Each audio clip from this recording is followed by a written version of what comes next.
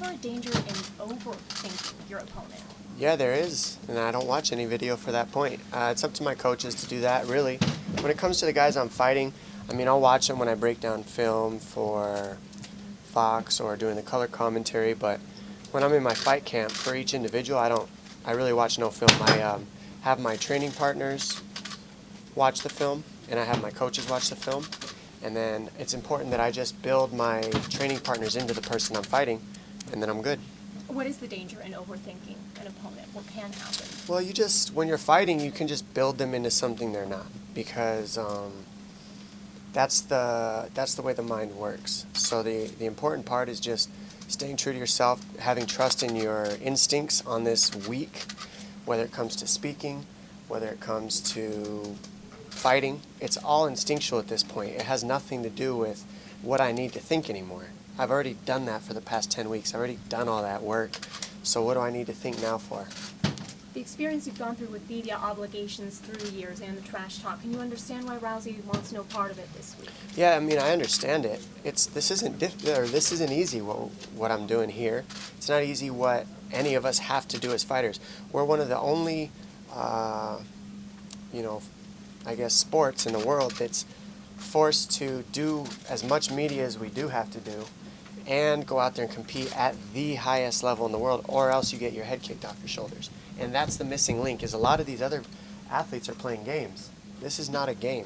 This is life or death. I'm going to war in 2 days, a day and a half. And so that can wear on people's minds. And then you add to the fact that you got all these cameras and everybody wants a piece of you and everybody's calling you and saying they want to be your friend and want to get your, cut your hair and want you to wear their stuff and want you to be on their Instagram posts, and it's like, it can wear on you. So each person has their own path. Ronda was a judo Olympian, and I doubt she had even an ounce of this work in front of her to become the judoka that she is. And I think that she's just getting back to her roots, and you can't blame somebody for that who's been the best in the world at anything. Presumably, though, I would assume that it affects your paycheck more so than anybody else in the card from their viewpoint. So is it frustrating in that regard? It does not affect me at all in that sense, because I think it's creating more mystique behind Ronda. I mean, she's been gone how long? She's huge already. She is the face of women's mixed martial arts. You can't word it any other way. People want to see how she comes back. And then it almost adds a different level of curiosity in the fact of, will she come back better without all this media in your face? You tell me, if these cameras were switched and pointing at you in the face, how much would you all cheese up? Guarantee you wouldn't say a word. Your face would turn red, you'd start sweating. Some of you guys would probably need some deodorant. You know what I mean? So the point is, it's hard, and maybe it'll make her better. Do you feel you in Cody's head, man? I don't think about things that I can't control. I don't think about things that are out of my range of knowing. I don't know what that guy's thinking, and to be perfectly honest, I never know what he's thinking. His ignorance is his bliss, and that's plain and simple. I think that that's his biggest power, is he's telling himself all these positive things. He's got people in his ear telling him these positive things. You hit hard, you're athletic, you're too fast, you're this, you're that. And he listens to it, and he believes it because he's had some knockouts in his pro career so far against guys that have been in the top 20. So, that being said, his ignorance is his peace. That's his bliss. That's where he gets his strength. What do you think? Question: do you think he can win besides knocking you out? Is there any other way he can win? And with you being a professional in the sport, what do you think about the national interview that got carried away with all the cussing and vulgarities and the bleeping? I know that's not your style. I mean, I don't need to cuss. What's the point of cussing when we're on a Fox stage and they tell you before you walk on the camera, don't cuss? The guy loses it because he's an emotional wreck. I mean, it's needless to say. He does it to himself. I didn't have to tell him anything. I wasn't bagging on the guy other than calling him Pee Wee Herman because, I mean, if you've ever seen Pee Wee Herman, he's got the gray with the red. It was pretty perfect. But the point I'm trying to make is that's all I could see when I was talking to him. And he talks a lot when he gets flustered, but it's not talk, it's just cuss words. Him knocking me out, every single person I fought for 23 fights had the potential to knock me out. They did. I put myself in the smallest margin for error. I have almost no margin for error when I'm in there. That is my goal. That is the basis behind my style. Every fight style in the world is based on eight limbs. You got your hands, your feet, your knees, and your elbows. We have one extra thing that's not added into that striking, and that's the takedown. That is limb number 9.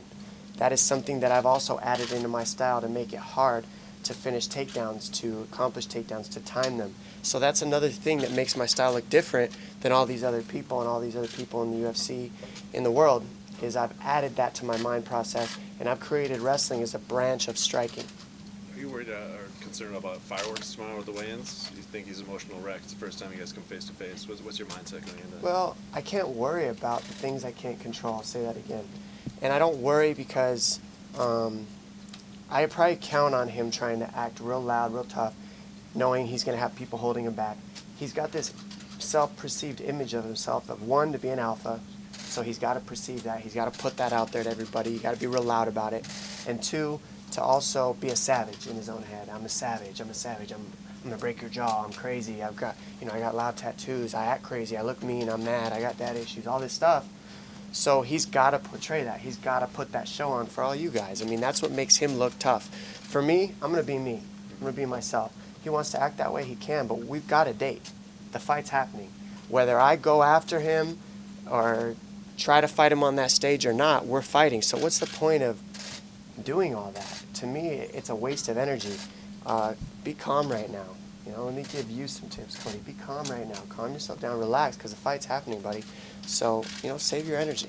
The people that are in Cody's ear, that are pumping him up, if he were not to be ignorant, what would they be telling him? What do you think they should be telling him? None of those guys have a clue what to do with me, so there's nothing they can tell him. And he's going to figure that out after the first round when he's in there punching, he's in there missing, he's looking for that big punch that he's landed on everybody else, and he goes to land that punch, and I'm gone. I'm a ghost. I'm not there. And then he goes to do it again, and I'm gone, and I'm not there. And then he's getting hit, and he's getting hit. And when he goes and sits on that stool after the first round, and he looks at his corners, he's going to know his corners have nothing they can tell him. I've fought them for 27-plus rounds. I've maybe lost 5 rounds of those rounds against the corners that he's going to have there, against his teammates, the teammates that I've made a living off of, Team Alpha Fail. So bring it. Let's go. How much confidence does it give you, the fact that you beat them so many times? It's just another guy. It's just another fighter, man. I've done this so many times. How many people grow up getting into fights? I grew up getting into fights all the time. And every time I got into a fight on the street, every time I got into a fight in Tucson, Arizona, my hometown where I grew up, they didn't like me. They said a lot of mean things about me before it happened. And I went out there and had to do what I had to do to them on the street.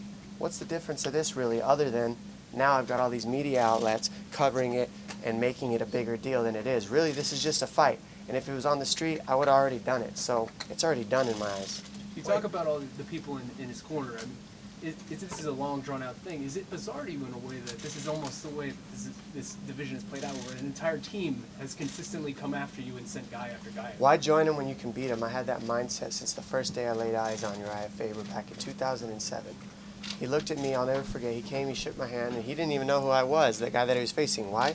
Because they didn't put me on the poster. That's what I was mad about. I needed my face on that poster to get this started. I knew I could be this, but nobody else did except for me and my coach, Eric Del Fiero. They didn't put me on the poster. He didn't know who I was. I shook his hand. He looks me up and down like this. And right then and there, I said, oh, to go out of his way to look me up and down like that, like I was nothing, made me know he was already sleeping on me. I said right then and there, why join him when you can beat him? This guy's supposed to be the best in the world, and he was then. I knew I was going to beat him now. I knew I could be better than him after that fight. Fighting him made me a better person, and now all that team is still coming after me. I couldn't have played it out any better. I am the 135-pound division, and they all need to fight me to see where they're at. I am the gauge for the 135-pound division, and for really a pound-for-pound list in my eyes. Without a loss in maybe the last 10 years, how do you stay hungry? It's about self-evolution. I don't want to sound cliche, I don't want to sound cheesy, but it's the truth. Why are we doing this? At a certain point, when you accomplish all your goals, I'm an 8-time world champion, 4 times in the WEC. This will be my 5th title going for in the UFC. I've won the belt. I believe and know I'm the pound-for-pound best in the world. I've accomplished those goals. So now it's about each one of these fights is an evolving point in my life. It's been a life lesson 23 times. I have that edge on everybody here and everybody in the world because I've been given the gift to go into these fights and challenge myself, to challenge my fear, to challenge my anxieties, look it in the face and deal with it. That's a gift. That's a gift God's given me, It's a gift to be here in front of you guys. I lost that gift for 3 years, and it took me losing it to realize what a gift it is. That being said, here I am, and that is motivation, self-motivation. I'm motivated by competition. I'm motivated by myself. I'm motivated by evolving as a man to become a better person, and I'm motivated by the more I can do for myself, the better man I can become myself. I end up touching everybody else at the same time, so it also becomes selfless. Dominic, the guys at Last question, guys. Yeah, the guys at the Alliance have been saying that you were touching them, that you were helping them. How much did you help Henry Briones for his fight against Cody? The guys at Alliance? Yeah, Henry, the only guy that he didn't knock down. Yeah, I've had some guys from TJ come up and spar with some real good pro boxers. I saw Henry fought him for 3 rounds because Henry's a tough dude. I've sparred Henry. I've worked with him. It doesn't really matter what he does against these other guys because I fight different. He's got to adjust to me, and he'll realize that in there. But of course he hits hard. Of course he's got his gifts. I give him the credit for those things. You won't hear him give me credit for anything, and that's always why they're going to lose to me.